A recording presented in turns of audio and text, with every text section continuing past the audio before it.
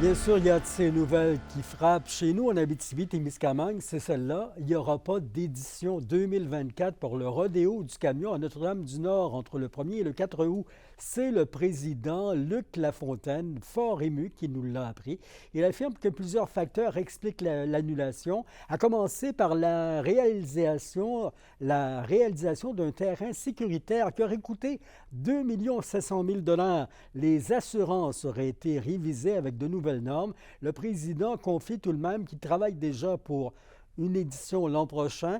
Il est possible que l'événement déménage de Notre-Dame-du-Nord tout en demeurant au Témiscamingue. Un nouveau terrain de course pourrait être aménagé avec des coûts s'élevant entre 1,5 million à 2,2 millions de dollars.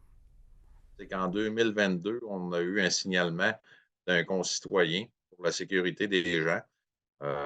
Fait qu'à la suite de ça,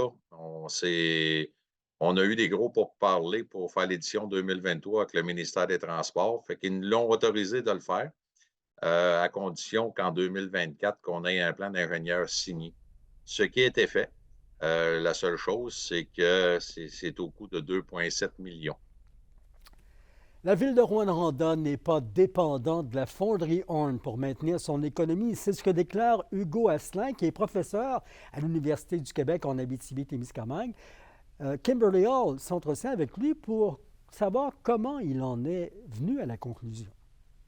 Rouyn-Noranda, c'était autrefois, il y a longtemps, ce qu'on appelait une ville mono-industrielle, ou en anglais, ils appellent ça Company Town, mais c'est plus le cas aujourd'hui. L'économie est diversifiée. Rouyn-Noranda, selon justement l'Institut de la statistique du Québec, est dans le 25 des municipalités au Québec qui ont les meilleurs indices de vitalité économique. Et 600 emplois, ça représente un peu moins que 3 des emplois à Rouyn-Noranda. Et à chaque année, il y a 3700 emplois à combler en ville.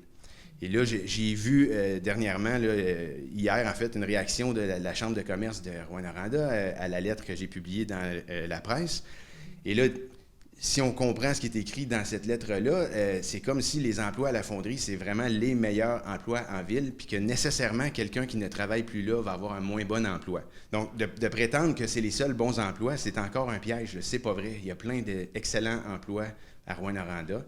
Mais je reviens à ce que je disais initialement, on n'est pas là. Les gens ne perdront pas leur emploi, la fonderie ne va pas fermer. Moi, ce que je veux, c'est qu'on écarte cette hypothèse-là, qu'on se concentre sur le fait qu'elle est là, qu'on en a besoin au Québec pour la transition énergétique, que la compagnie Glencore fait de l'argent avec ça, et donc peuvent aller de l'avant pour faire les réparations qui sont nécessaires. On a des excellents employés dans l'industrie métallurgique, dans l'industrie minière, on est parmi les meilleurs au monde, on a les technologies. Peu importe le scénario, là, on devrait pouvoir s'en sortir. On a plein de façons de développer notre communauté, de développer les organisations qu'on a, l'offre culturelle, les groupes sociaux qui soutiennent les plus démunis. On peut tout faire ça. Et tant mieux si Glencore et la fonderie Horn veulent participer. Maintenant, ce qu'on dit, c'est si d'un côté, on finance des organisations qui s'occupent de la santé des gens, puis de l'autre côté, on refuse de réduire les émissions d'arsenic, il y a comme une contradiction. Et justement, la Chambre de commerce et d'industrie de Rouyn-Noranda a réagi au texte d'opinion de M. Asselin. Selon elle, même si la ville peut survivre sans l'usine, il serait tout de même difficile de remplacer si son emploi hautement qualifié par des postes dans des plus petites entreprises. Stéphane Brown, qui est président de la Chambre de commerce, respecte l'opinion de M. Asselin, étant donné que le professeur s'est basé sur des études. Il est toutefois d'avis que ces mêmes études ne considèrent pas assez l'impact majeur, l'économie locale, lorsque les travailleurs de partout séjournent à Rouyn-Noranda. En éducation, un directeur d'école sur 5 songe à quitter son poste d'ici la prochaine rentrée, selon un sondage de la Fédération québécoise des directions d'établissements d'enseignement. L'une des régions les plus touchées par le phénomène, c'est la nôtre, avec 26 des directeurs qui se questionnent. Ce nombre dépasse la moyenne provinciale de 20 %. La charge de travail, le salaire seraient les principales raisons de possibles départs. La FQDE croit que le gouvernement doit mettre en place un plan de rattrapage salarial pour aider à la rétention des directeurs et des adjoints. Et les funérailles nationales du 18e premier ministre Brian Mulroney le 23 mars devraient raviver encore des souvenirs chez ceux qui appréciaient l'homme intensément respecté. Même un ancien député bloquiste, le Témiscamien Pierre Briand, digne fils d'Armand, relate son respect pour ce gentleman de la politique. Il se rappelle notamment avoir vu de près M. Mulroney à Ville-Marie lors du centenaire de la ville en 1986. Il avoue même que cette rencontre a eu une certaine incidence sur sa propre carrière politique. C'était la première fois, à ma connaissance, qu'on recevait un premier ministre du Canada. C'était drôle aussi parce que les organisateurs, le président des Fêtes du centenaire, Jean-Claude Bergeron, en politique, on disait un bon rouge là, de génération en génération qui fait venir Brian Mulroney, le chef des Bleus. Mais c'était un événement qui avait beaucoup de gens. Et Mulroney avait un côté très rassembleur et beaucoup de prestance. Et moi, bon, j'avais 16 ans à l'époque, mais ça avait été marquant là, de toute l'effervescence qu'il y avait autour de sa visite. C'est très impressionnant. J'avais eu la chance aussi d'aller dans une petite réception plus privée parce que mon ami m'y avait invité. De voir le personnage avec tout ce qu'il pouvait dégager.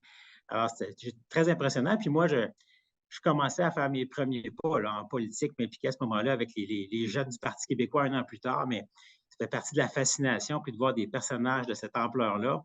Ça t'a-tu donné un goût de t'avancer en politique? 2 ans plus tard, j'étais rendu au cégep.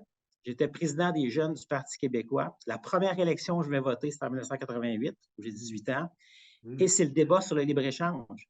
Ouais. Et à l'époque, le Parti québécois, plusieurs ténors, Bernard Landry, Jacques Parizeau, etc., étaient en faveur du libre-échange. Donc, les jeunes du Parti québécois de la région, on appuyait le Parti conservateur de Brian Mulroney parce qu'on était en faveur du libre-échange. Donc, ma première campagne concrète, comme jeune souverainiste, c'était de voter pour les conservateurs de Brian Mulroney en 1988. 5 ans plus tard, le Bloc était créé, c'était un autre chapitre.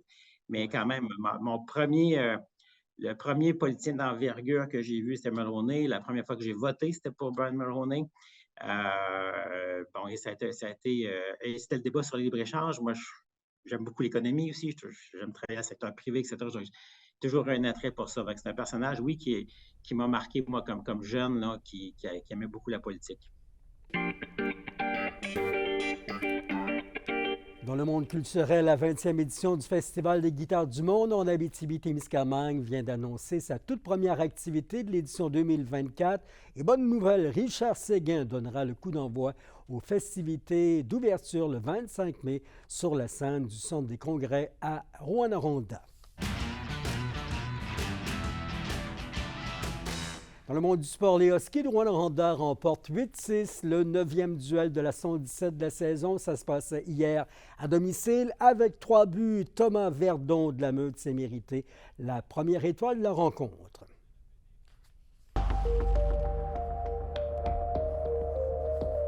Le printemps réserve souvent ses tempêtes surprises et soyez avisés par la fin de semaine alors qu'Environnement Canada nous avise de l'arrivée d'un système météorologique d'envergure. D'abord, ça reste dégagé pour ce soir et cette nuit, minimum -7 à -10 au mercure. Encore du soleil pour ce vendredi avec de +8 à 10 au thermomètre. Et samedi, le système arrive avec de la pluie et 6 degrés.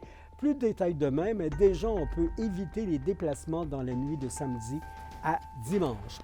C'est vos infos régionales. Bravo à nos athlètes de la région aux Jeux du Québec qui ont récolté aujourd'hui 9 nouvelles médailles. Et demain, c'est la Journée internationale des femmes qui aura sa place, bien sûr, aussi au bulletin. Merci de nous revenir sur Nouveau en Abitibi-Témiscamingue. Bonne fin de journée.